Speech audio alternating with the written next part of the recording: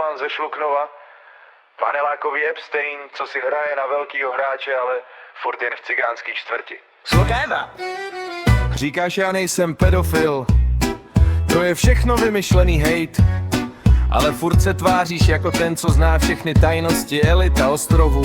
Žiješ v Šluknově na sídlišti, kde cigáni drží pořádek po svém. Agresivní kluci, co nemají problém s nikým, kdo kecá blbosti.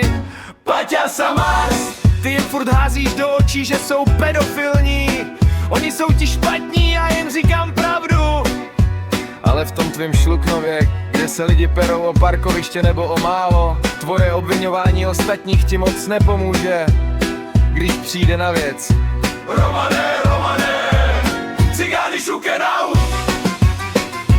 Romane, Wannabe Epstein ze Šluknova. Romane, Wannabe Epstein ze Šluknova. Wannabe Epstein ze Šluknova. V Cigánově na sídlišti tě naučí, co je realita. Ty! Žádný jachty, žádný privátní lety, jen baráky v Šluknově, kde teplo stojí Mailand. A cigáni na sídlišti mají oči otevřený. Ovlivňuješ kluky jako Paťa Samars, abys vypadal jako ten čistý.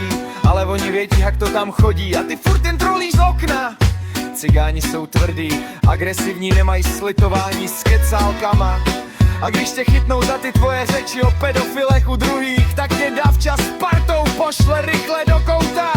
Šluknov není ostrov snů, ale sídliště, kde se keci vrací zpátky. Romane, Cigány šukenou. Romane, Cigány šukenou.